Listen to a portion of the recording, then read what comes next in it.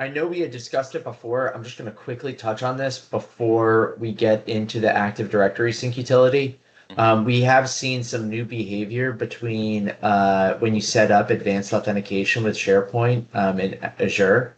When you have delegated permissions, it actually creates kind of like a suite scenario with DCM. So Uh-huh. I did just create a deck on how you can create connections either in commercial cloud or custom GCC high, and how when you actually input the client ID, tenant ID, client secret, that's only done once. And then when you share that out to other users, even though you're sharing the credential with them, quote unquote, Hmm. when they select that shared credential and connection, the delegated permissions at the Azure level still take over. So Okay. no matter if they connect, or if they don't have a Microsoft account, even if you share credential, doesn't matter. They're not going to be able to connect, but they are prompted for browser authentication, and then can their the secrets obscured.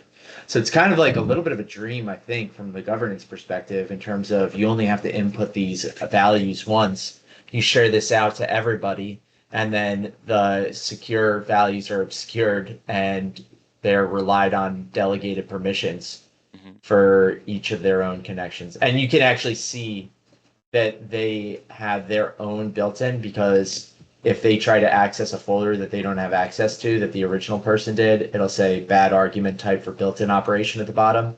Hmm. And you'll actually see that they each have unique connection IDs. So this was one colleague from that was going into test BB, and this was another colleague that was going into test BB. And that one hard to read, but it says 6E1A47 instead of CC or A6. So like they are each like kind of creating their own. So I know that we briefly talked about SharePoint. I think this also like kind of hits scratches the itch a little bit in terms of like how we do connections, Uh-huh. especially in advanced mechanisms. So I can we can talk in more detail at a later date. At this point, though, I would love to